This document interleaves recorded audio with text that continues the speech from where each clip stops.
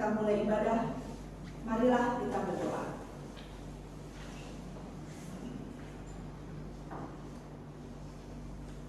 Ibadah minggu pagi ini menjadi hal yang sangat khusus bagi kami semua ya Tuhan. Bukan hanya untuk memuji dan mendengarkan firman Tuhan, tetapi kami merayakan kebangkitan dan kemenangan Kristus.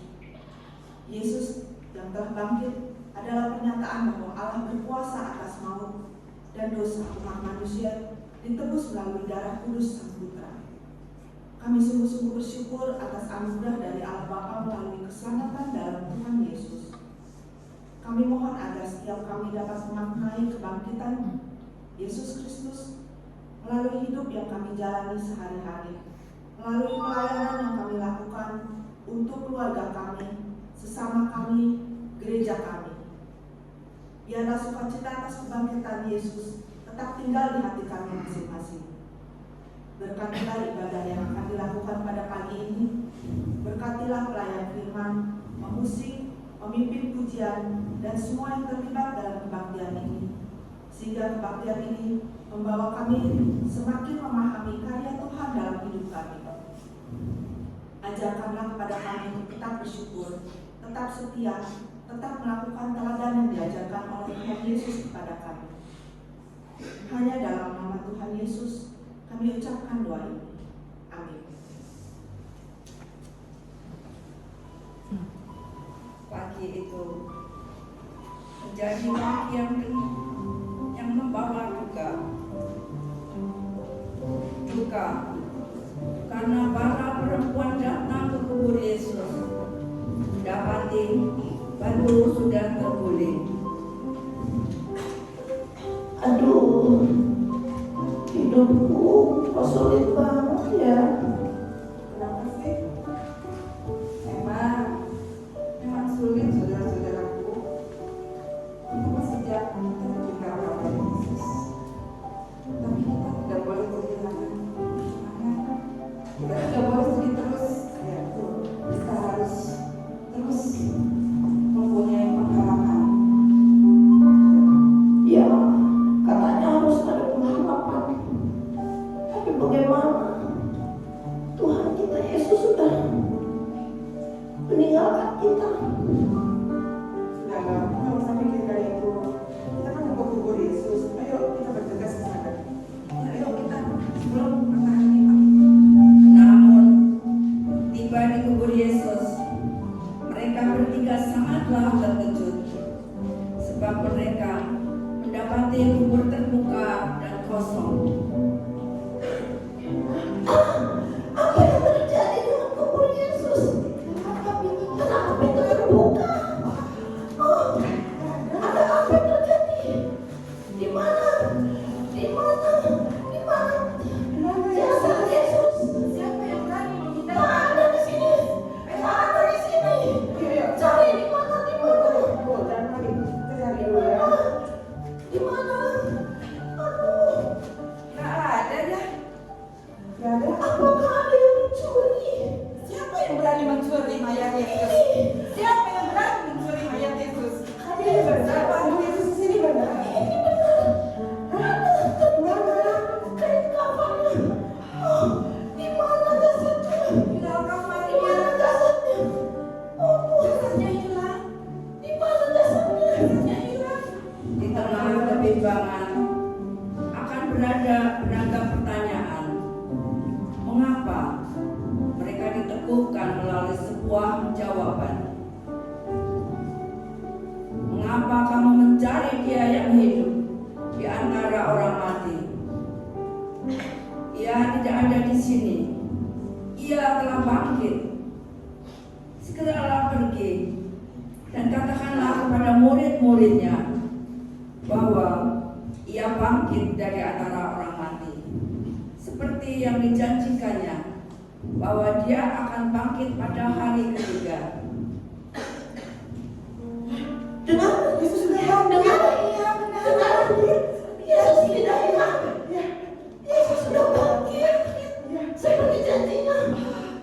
Mari kita wartakan. Kita wartakan. Kita wartakan. Yesus. Mari kita bergerak. Kita wartakan. Kristus.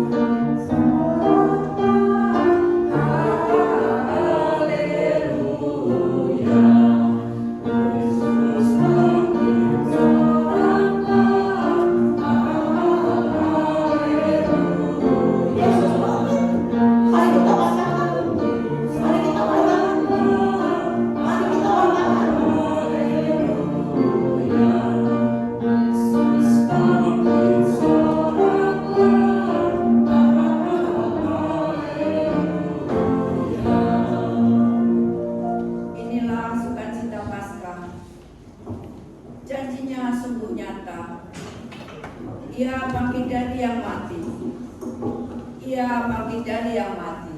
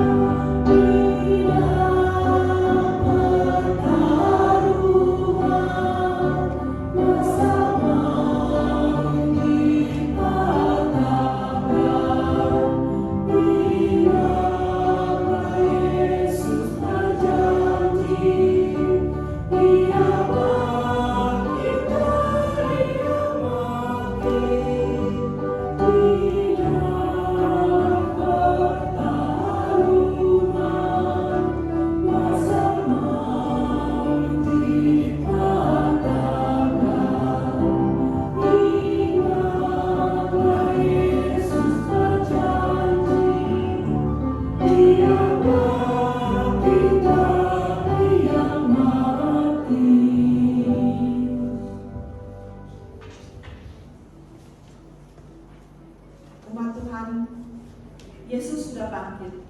Kuasa maut dipatahkannya. Kubur bukan tempatnya lagi.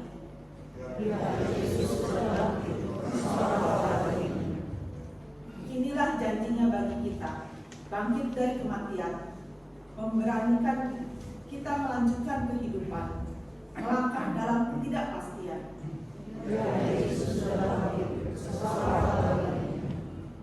Bersyukurlah kepadanya, biarlah bumi, sorga bergema, menyambut kebangkitan.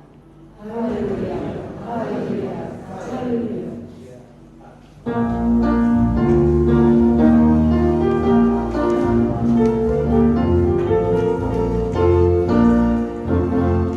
Kristus bangkit soraklah, haleluya. Bumi sorga bergema, haleluya. Berbalasan bersyukur.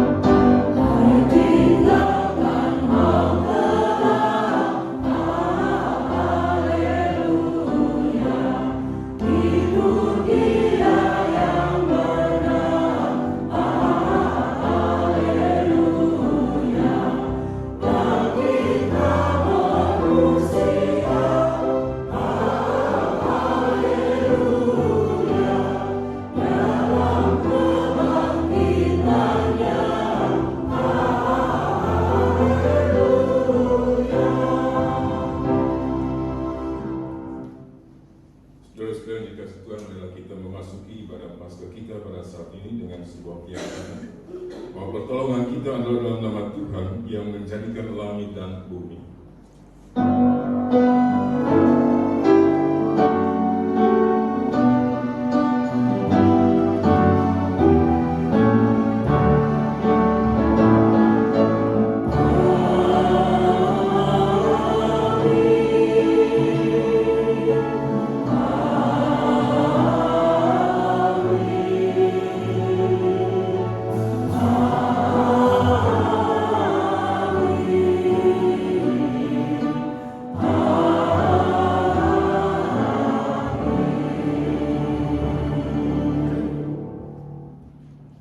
Sukacita dan damai sejahtera Kristus menyertai saudara sekalian.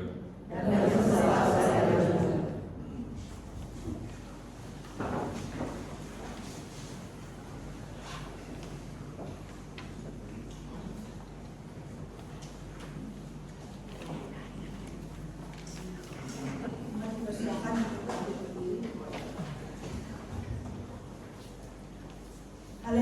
Haleluya, Kristus telah bangkit.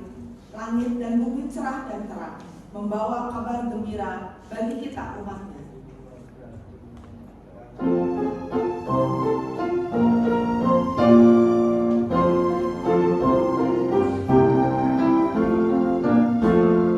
Langit dan bumi cerah dan terang, bawa berita yang amat senang.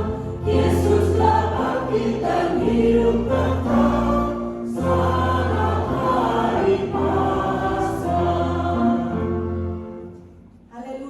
Kristus telah bangkit, maut dikalahkannya, kuasanya kekal cemerlang. Yesus yang mati disalib serang, bangkit kembali dan menang. Sungguh kuasanya kekal cemerlang. Selamat hari Paskah. Haleluya, Kristus telah bangkit. Kebangkitannya memberi hidup abadi dalam terang. Jangan ragu, percayalah kepadanya. Dalam percaya teguh beriman, kau ikut bangkit dan ikut menang. Hidup abadi di dalam terang. Selamat hari Paskah.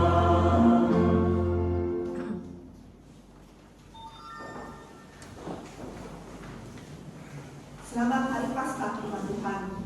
Paskah adalah sebuah peristiwa iman. Kristus telah bangkit dan menang atas kematian. Kebangkitannya menghapuskan kekhawatiran dan kesedihan. Kebangkitannya memberi keberanian untuk melangkah dalam ketidakpastian.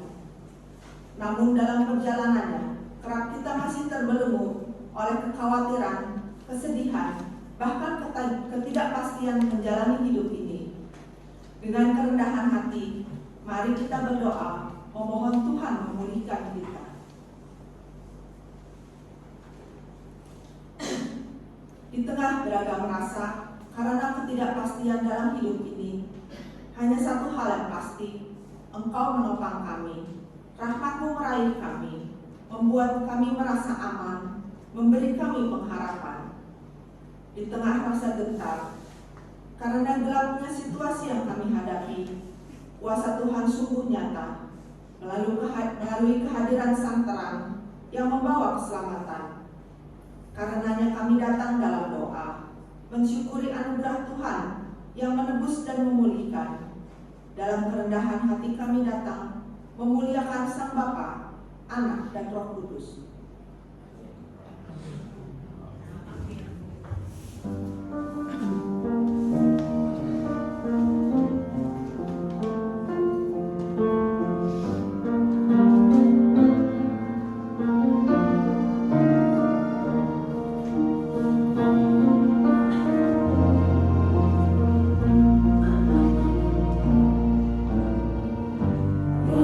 Tuhan meraihku.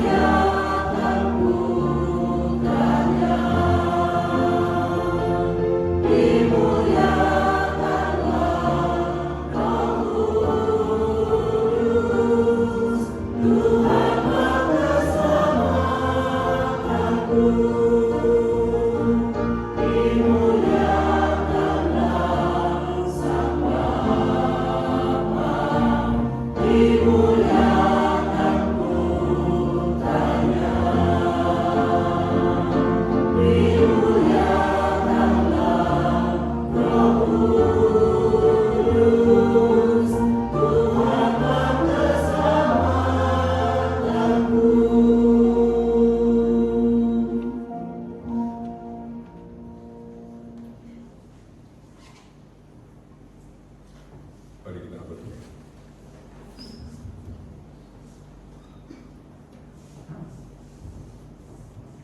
Ya Allah, Bapa yang bertahta dalam kerajaan surga yang kudus, kami bersyukur jika pada saat ini kami boleh memasuki hari ini. Bukan semata-mata kami hanya ingin merayakan sebuah Paskah, tapi kami mau merayakan Tuhan yang menebus kami, Tuhan yang menyelamatkan kami, dan kami mau merayakan hidup yang Tuhan anugerahkan itu dengan kehidupan yang baik, yang benar, yang tidak hanya kami lakukan di dalam ibadah ini dengan puji-pujian, dengan ketaatan kami untuk mendengarkan firman, tetapi melalui kehidupan kami sehari-hari yang mau menunjukkan bahwa kami adalah orang-orang yang sudah melewati kematian dan hidup bersama dengan Tuhan. Oleh sebab itu ya Bapa, biarlah ketika kami membaca dan merenungkan firman, kuasa Roh Tuhan sungguh ada pada setiap kami. Ia menolong dan menopang kami. Dalam nama Yesus kami berdoa. Amin.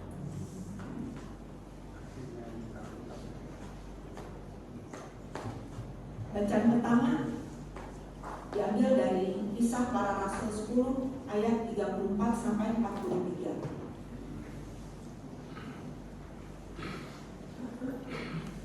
Lalu mulailah Petrus berbicara, katanya, "Sesungguhnya aku telah mengerti bahwa Allah tidak membedakan orang.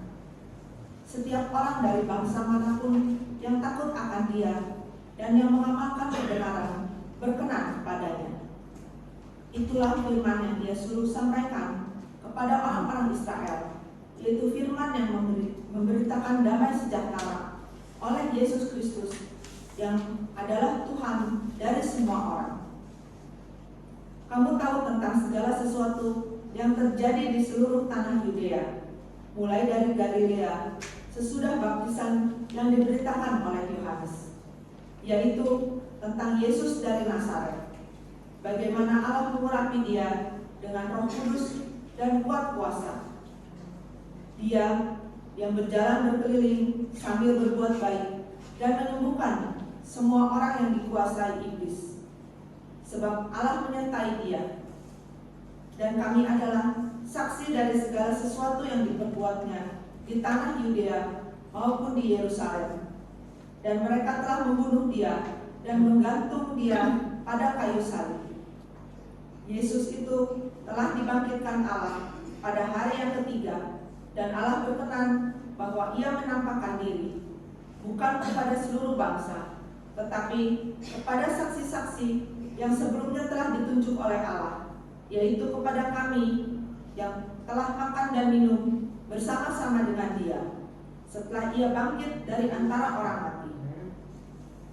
Dan Ia telah menugaskan kami memberitakan kepada seluruh bangsa dan bersaksi bahwa Dialah yang ditentukan Allah menjadi hakim atas orang-orang hidup dan orang-orang mati.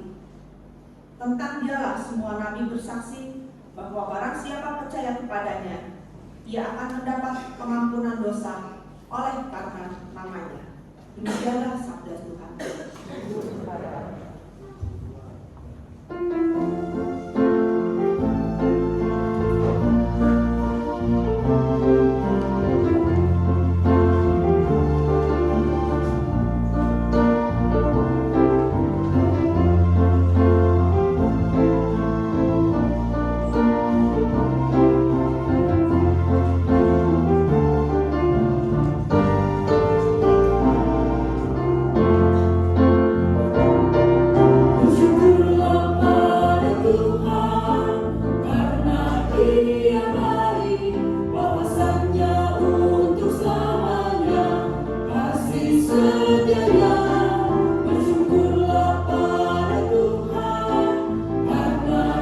Ia baik, bahwasannya untuk selamanya kasih setianya. Bersyukurlah pada Tuhan, karena Ia baik, bahwasannya untuk selamanya kasih setianya. Bersyukurlah pada Tuhan, karena Ia baik, bahwasannya untuk selamanya kasih setianya. Tuhan itu kekuatanku dan asmurku, Ia sungguh telah menjadi keselamatanku. Sorak-sorai kemenangan sudah menggema dari kemah orang benar. Tangan Tuhan melakukan keperkasaan, meninggikan orang-orang yang benar. Bersyukurlah pada Tuhan, karena Ia baik, bahwasannya untuk selamanya kasih setianya. Bersyukurlah pada Tuhan, karena Ia baik, bahwasannya untuk selamanya kasih setianya. Aku tidak akan mati, tapi hidup, dan Ku akan menceritakan karya-karya-Mu. Tuhan mengajarkanku dengan keras, tapi tak serahkanku padamu. Bukakanku pintu gerbang kebenaran-Mu, aku ingin masuk masukmu. Bersyukurlah pada Tuhan, karena Ia baik, bahwasannya untuk selamanya kasih setianya. Bersyukurlah pada Tuhan, karena Ia baik, bahwasannya untuk selamanya kasih setianya. Ini pintu gerbang Tuhan, puji Tuhan, orang benar akan masuk ke dalamnya. Aku bersyukur padamu, Kau menjawabku, dan telah menjadi keselamatanku. Batu yang sudah dikubur, bukan bangunan, ini sudah jadi batu batu. Bersyukurlah pada Tuhan, karena Ia baik, bahwasannya untuk selamanya kasih setianya. Bersyukurlah pada Tuhan, karena Ia baik, bahwasannya untuk selamanya kasih setianya. Hal ini telah terjadi dari Tuhan, suatu perbuatan ajaib di mata kita. Ini hari yang dijadikan Tuhan, bersoraklah dan bersuka karenanya. Bersyukurlah pada Tuhan, karena Ia baik, bahwasannya untuk selamanya kasih setianya. Bersyukurlah pada Tuhan, karena Ia baik, bahwasannya untuk selamanya kasih setianya.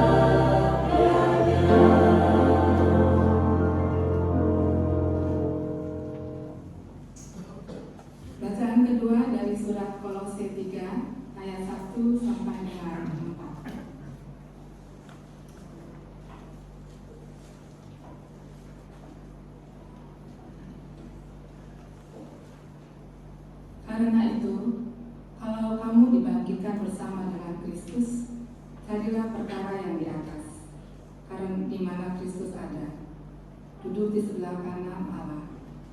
Pikirkanlah perkara yang di atas, bukan yang di bumi.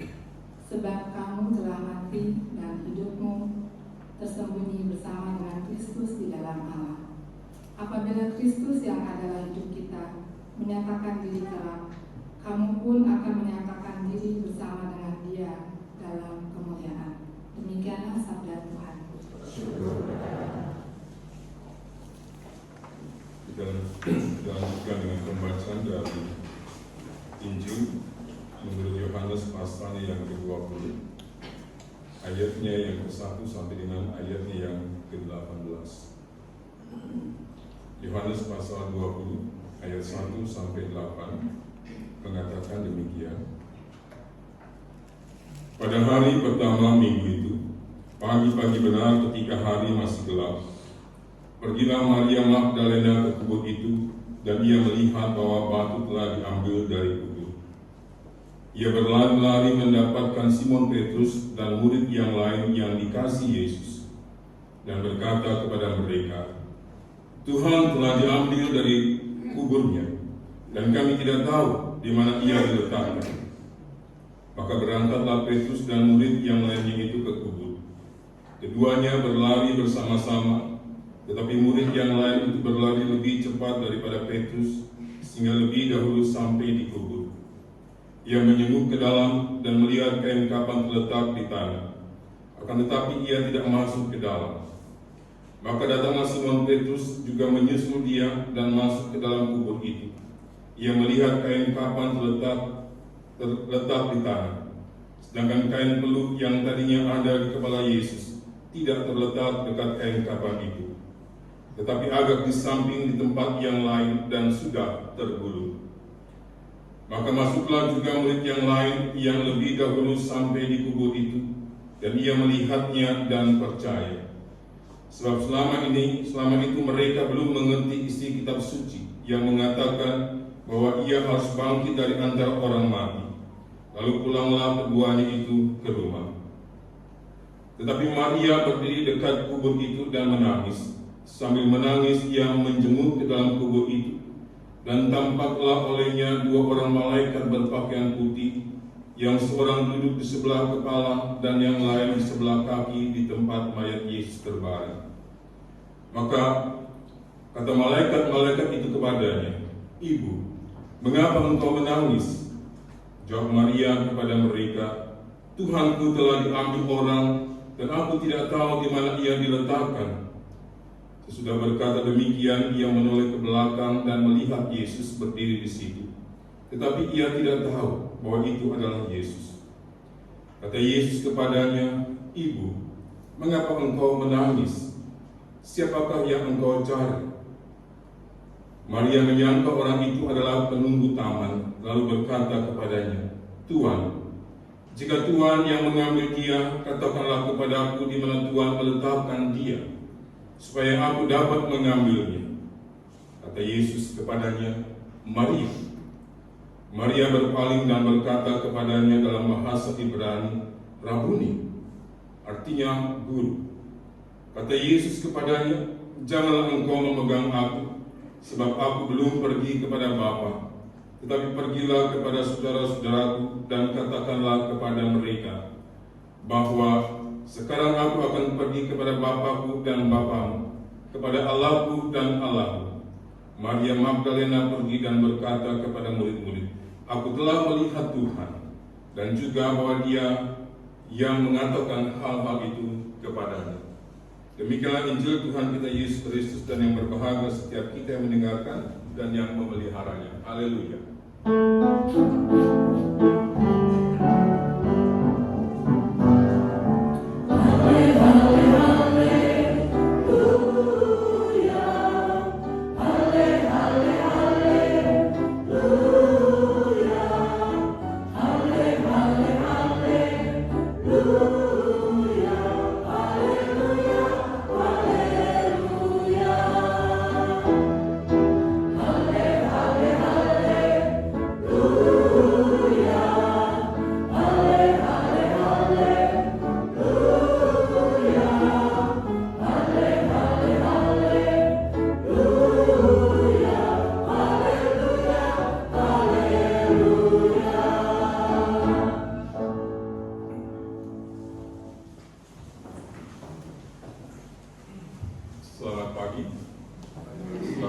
Paskah kepada kita semua. Bapak Ibu dan saudara-saudara yang dikasihi Tuhan, mungkin ketika kita menjelang atau melewati jam 00, kemudian memasuki hari ini, bangun pagi, mungkin kita ada yang pertama-tama begitu kita melihat anggota keluarga kita yang lain, kemudian kita mengatakan selamat Paskah. Ada? Ya. Ya. Ada? Ya. Nah, kalau katakanlah kita mengucapkan selamat Paskah, saudara tahu apa artinya?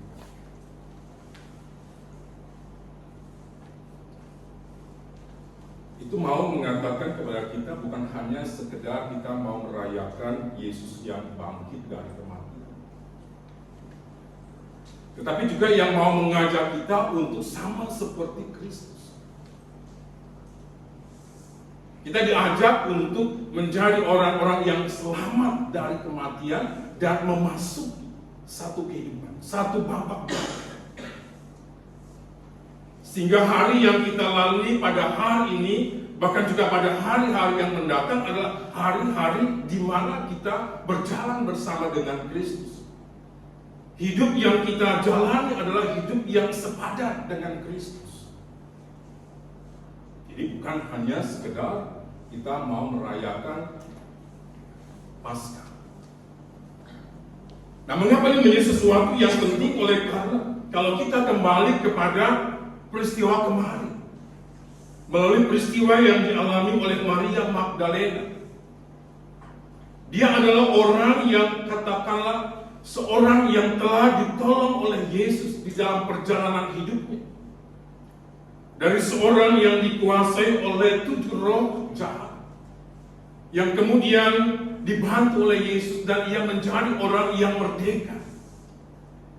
Dan pertolongan yang diberikan oleh Yesus ini adalah sebuah pertolongan yang membuat dia melewati kematian dan memasuki satu babak kehidupan yang baru, yaitu berjalan bersama dengan Yesus. Itu sebabnya ketika ia sadar bahwa ia terlepas dari kuasa jahat dan ia menyadari yang melakukan itu adalah Yesus yang mengasihi dia, maka sejak pada saat itu ia memutuskan untuk menjadi seseorang yang mau mengikut Yesus. Dan dia bukan hanya seorang orang yang mau mengikut, tetapi di dalam kepengikutannya dia adalah orang yang juga setia melayani Yesus, mencukupi apa yang menjadi kebutuhan Yesus di dalam perjalanannya ketika dia melayani orang-orang di sekitar. Bahkan ia termotivasi untuk menjadi orang yang setia sampai melihat Yesus yang mati di salib.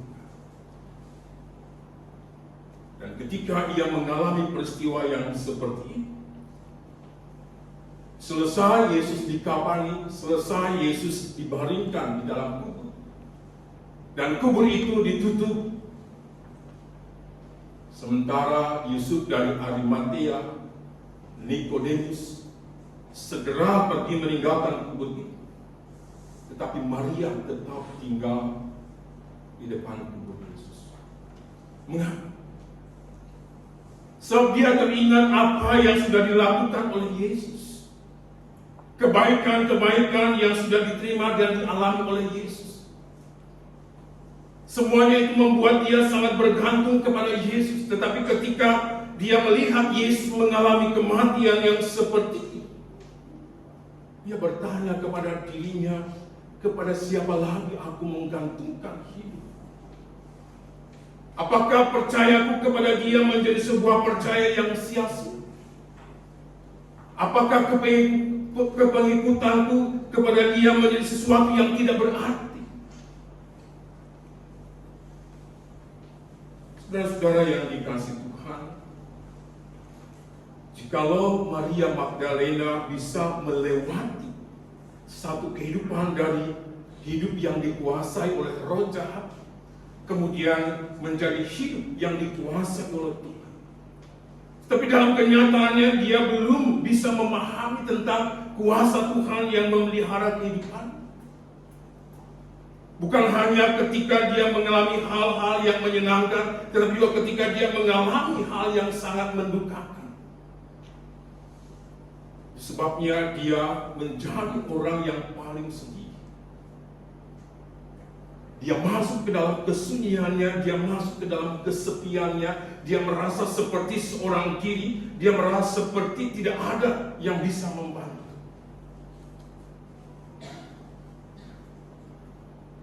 Tapi kemudian kita bisa melihat di sini apa yang terjadi. Pada awalnya memang belum mengalami sebuah perubahan. Di dalam ayat yang kedua dari Injil Yohanes dikatakan, ia berlari-lari mendapatkan Simon Petrus dan murid yang lain yang dikasihi Yesus dan berkata kepada mereka, Tuhan telah diambil dari kubur dan kami tidak tahu di mana ia diletakkan.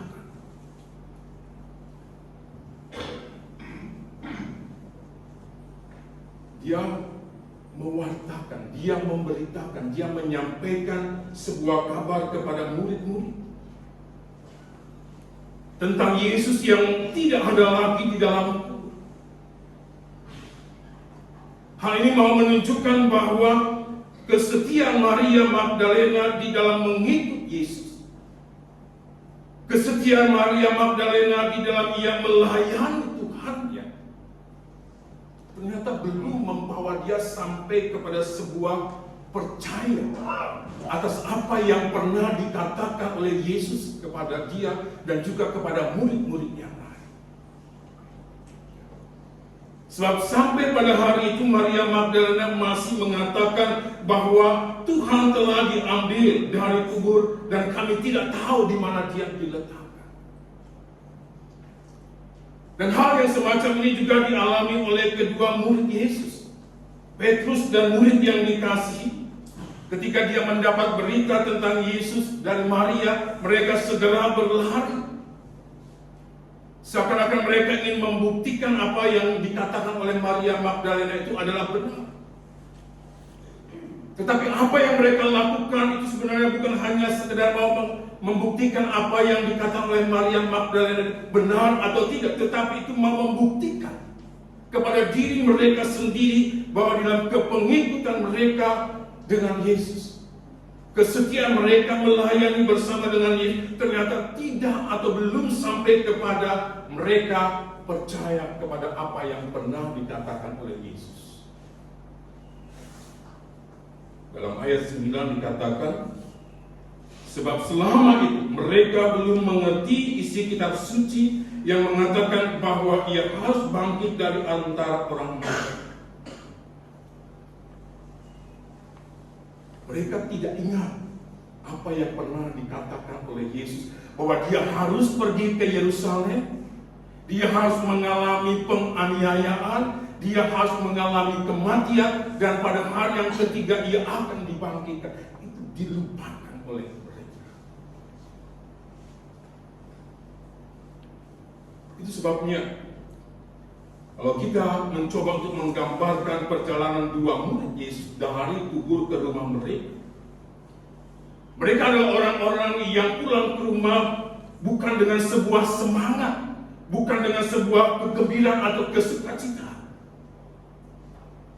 tetapi mereka sedang mengalami sesuatu yang membingungkan mereka. Apakah benar yang dikatakan oleh Maria Magdalena bahwa mayat Yesus telah dicuri? Nah, Bapak Ibu dan saudara-saudara yang dikasihi Tuhan, di sini ketika kita bersama-sama mengucapkan selamat Paskah, apakah kita adalah orang-orang yang hanya sekedar mengucapkan selamat Paskah,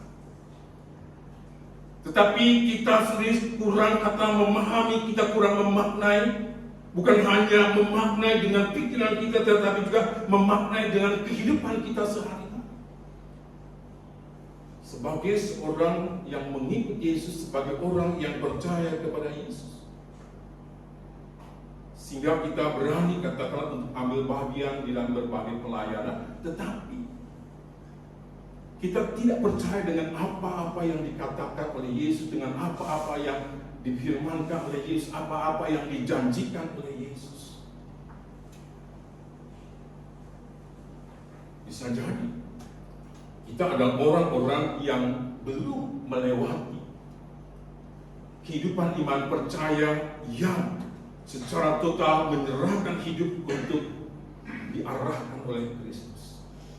Oleh karena kita masih katakanlah memikirkan hal-hal yang menjadi kepentingan diri kita sendiri.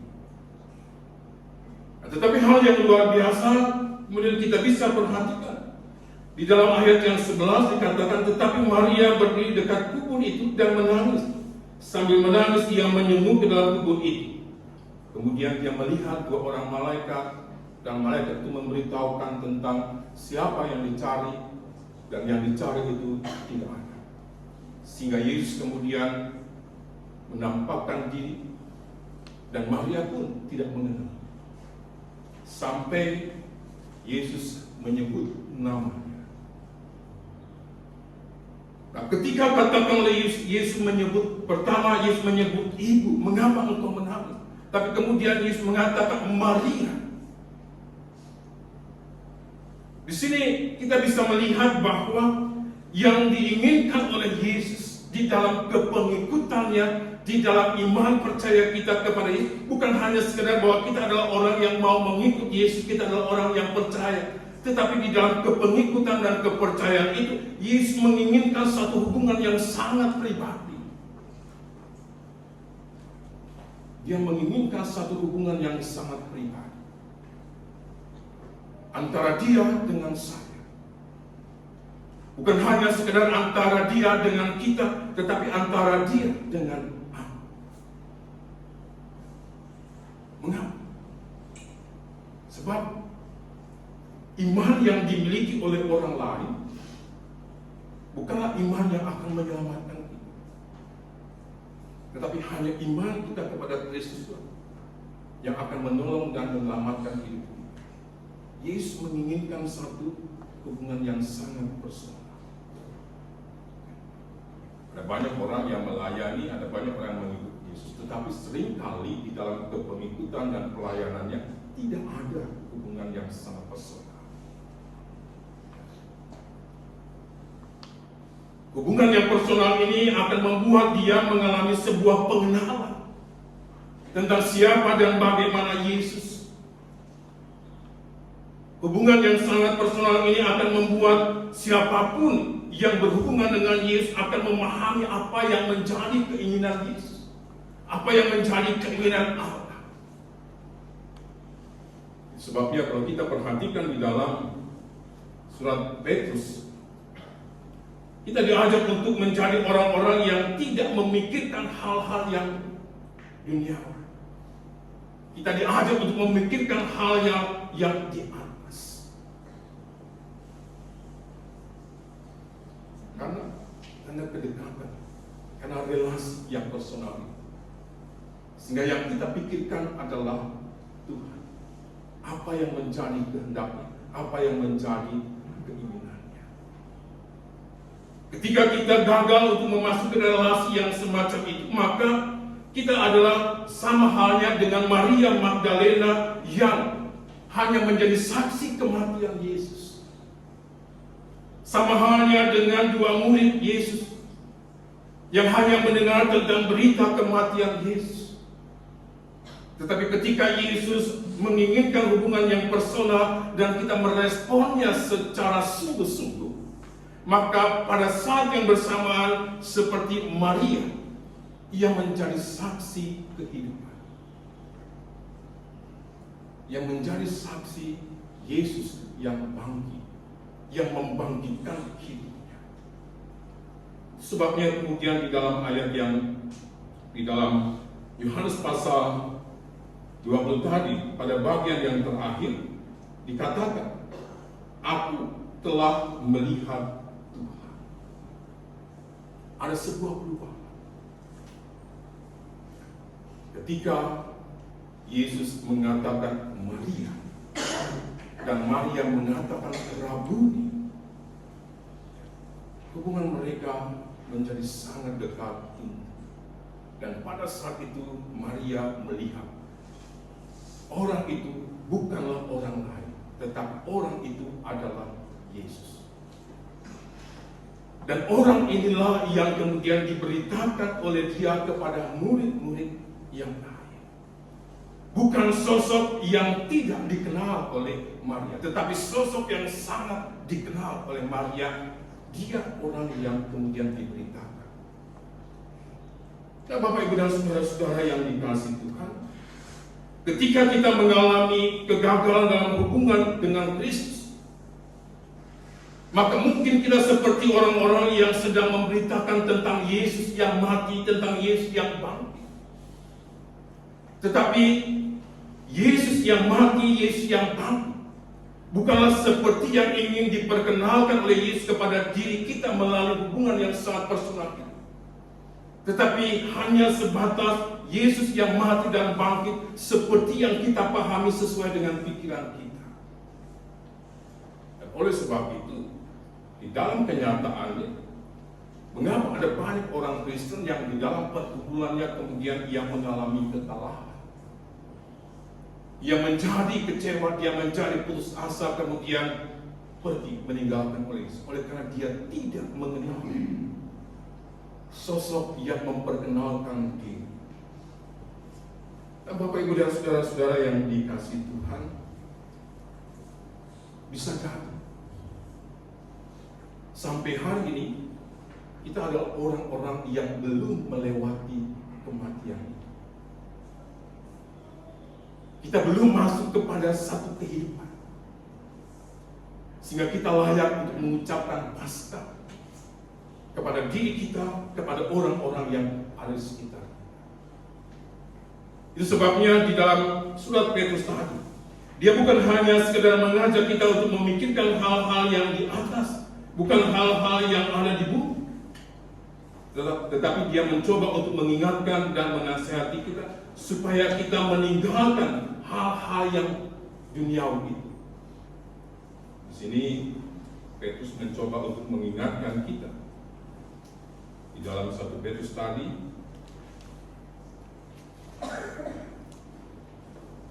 supaya kita meninggalkan hawa nafsu,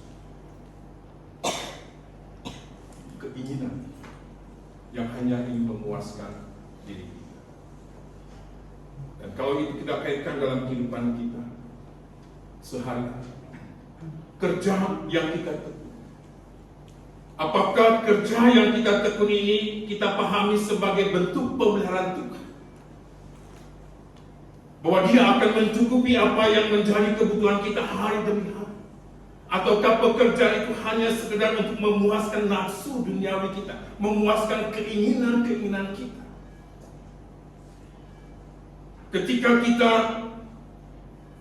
melayani, apakah pelayanan itu adalah merupakan sesuatu yang ingin katakan menyenangkan hati Tuhan, ataukah hanya sekedar untuk memuaskan apa yang menjadi keinginan-keinginan kita? Ketika kita menyadari, maka kita diajak untuk menjadi orang-orang yang mau melihat bagaimana sesungguhnya relasi kita dengan Tuhan. Jika tema kita mengatakan pada saat ini kebangkitannya memberanikan melangkah dalam ketidakpastian. Ketika kita berada dalam sebuah ketidakpastian, itu terjadi oleh karena kita tidak punya relasi yang sangat dekat. Tapi ketika kita mempunyai relasi yang sangat baik dengan Tuhan, kita akan berjalan dengan pasti di dalam sebuah ketidakpastian. Di dalam banyak ketidakpastian yang ada di sekitar kita. Oleh sebab itu, saudara-saudara yang dikasihi Tuhan, mari kita menyambut relasi personal yang Tuhan tawarkan kepada kita seperti Ia melakukannya kepada Maria. Ia menyebut Maria, Ia bisa menyebut Yesus, Ia bisa menyebut Messi, Ia bisa menyebut Dia. Dan apakah kita bisa mengatakan ragu? Apakah kita kita bisa mengatakan Tuhan? Apakah kita bisa mengatakan Tuhan? Mari kita sambut relasi personal Tuhan itu dengan kesungguhan, sehingga kita sungguh-sungguh mengalami Paskah, melewati kematian dan memasuki kehidupan bersama dengan Tuhan dan hidup sepadan dengan iman percaya kita kepada Amin.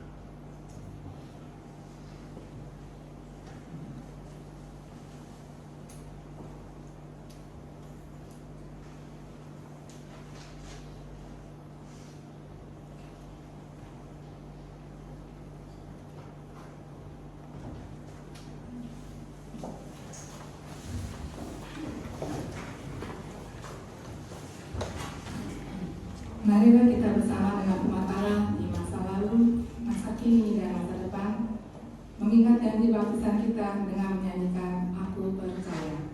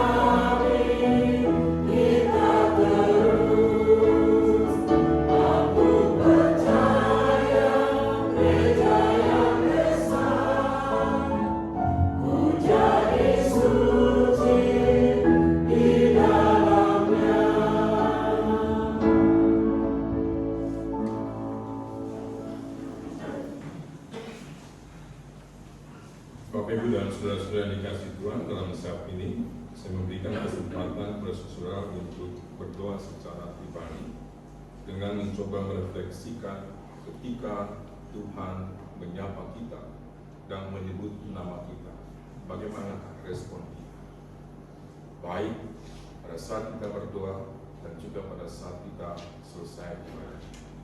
Mari kita berdoa.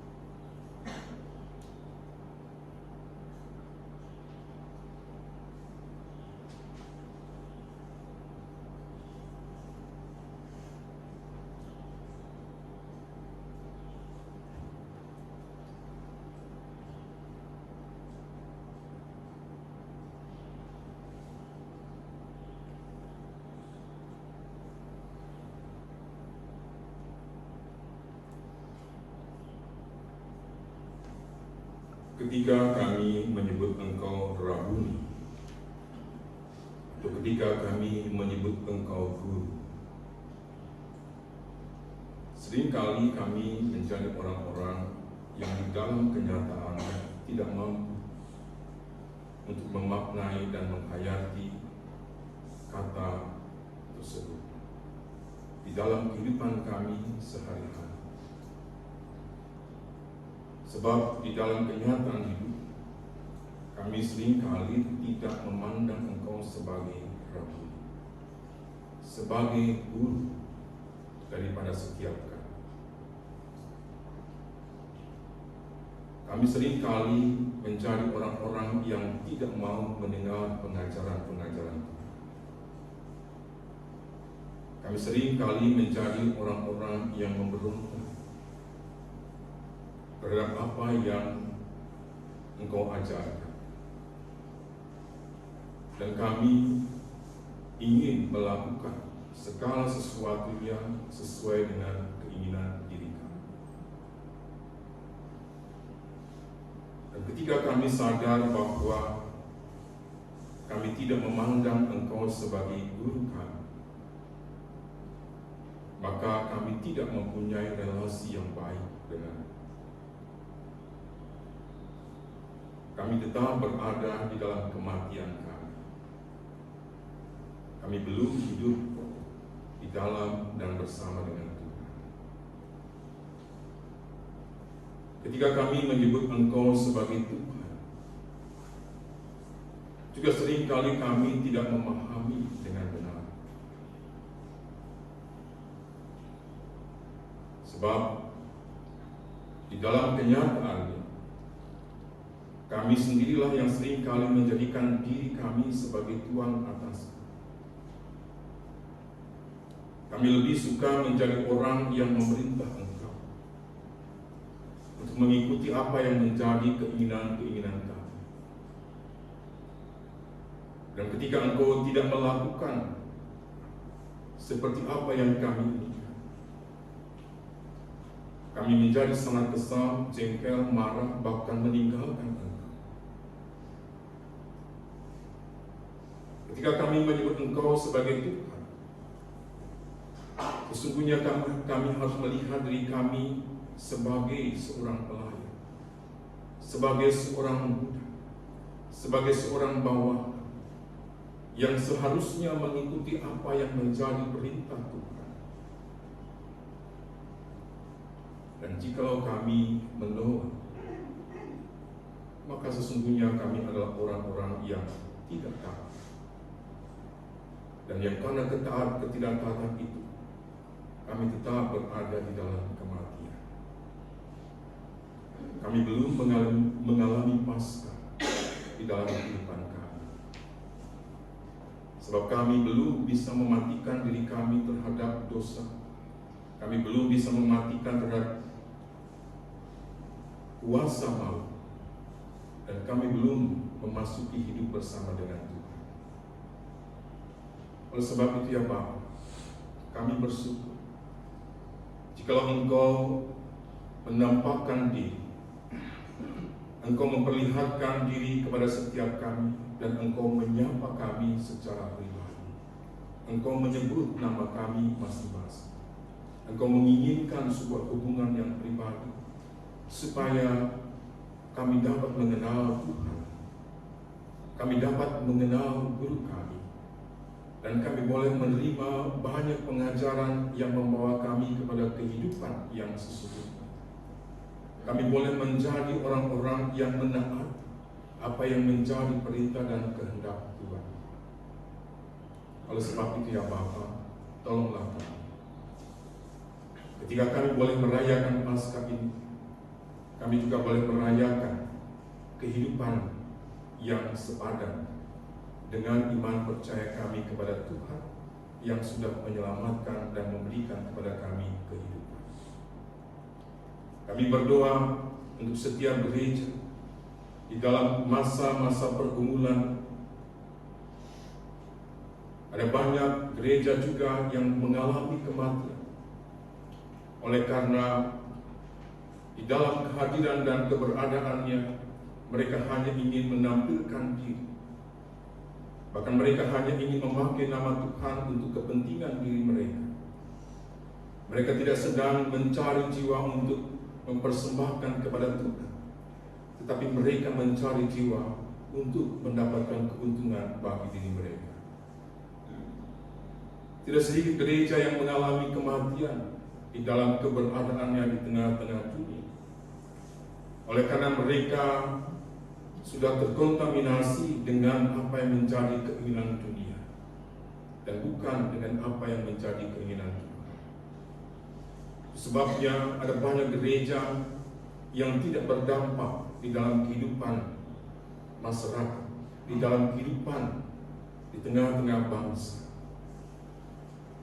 Kami gagal untuk melewati Paskah. Bapa dalam surga, biarlah melalui Paskah kali ini kami boleh sungguh menghayati dan memaknai akan sapaan Tuhan secara personal, dan kami dibangkitkan untuk hidup melakukan hal yang benar.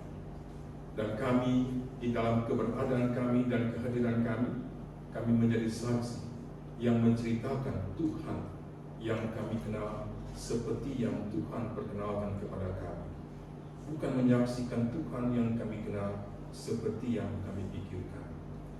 Oleh sebab itu ya Tuhan, tolong kami, kuasai kami dengan hikmat Tuhan, agar kesaksian-kesaksian kami pun menjadi hal yang berkenan bagi Tuhan. Inilah doa kami yang kami panjatkan hanya dalam nama Tuhan kami Yesus Kristus yang telah mengajarkan kami berdoa.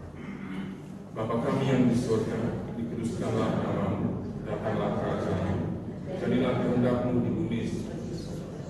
Berikanlah kami pada hari ini makanan kami yang sesungguhnya, dan ampunilah kami akan kesalahan kami, seperti kami juga mengampuni orang yang bersalah kepada kami. Dan janganlah membawa kami ke dalam pencobaan, tapi lepaskanlah kami daripada yang jahat.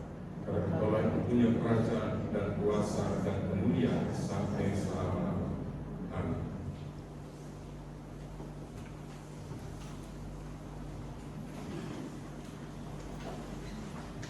Atas sukacita Paskah yang kita rayakan bersama, marilah memberikan persembahan yang terbaik untuk Tuhan. Firman Tuhan dalam 1 Korintus 15 ayat 57 menyatakan, tetapi syukur kepada Allah yang telah memberikan kepada kita kemenangan oleh Yesus Kristus Tuhan kita. Umat silakan maju ke depan untuk mempersembahkan persembahan dan dimasukkan dalam kotak persembahan yang di depan kita.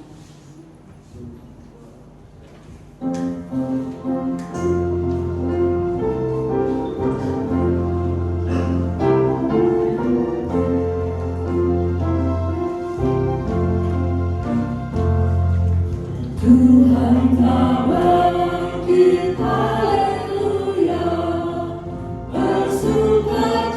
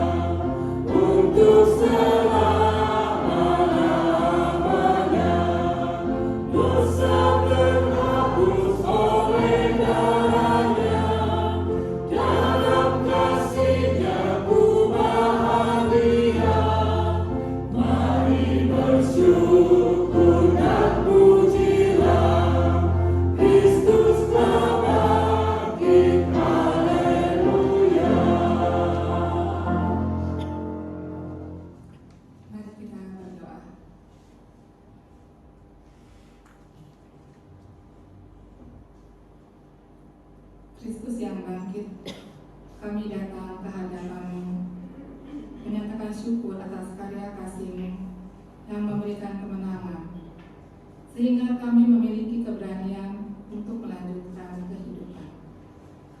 Rasa syukur inilah yang kami hayati ketika memberikan persembahan saat ini. Kiranya persembahan ini dapat digunakan untuk melayani umat-Mu dan sesama di sekitar kami. Inilah doa kami, dalam nama Tuhan Yesus kami bersyukur. Amin. Saudara-saudara, Yesus sudah bangkit. Kebangkitannya memberanikan kita melangkah dalam ketidakpastian dan memberi hari esok yang penuh harapan ketika kita memiliki relasi personal dengannya. Maka junjunglah terus Kristus sebagai penebus kita, agar hidup kita berarti karena hidupnya.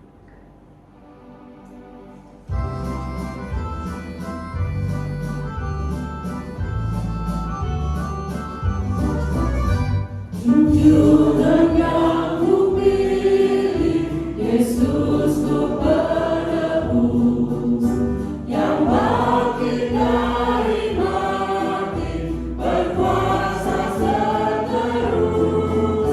Kendati banyak orang mengejek mencela, ku ikut suaranya teguh.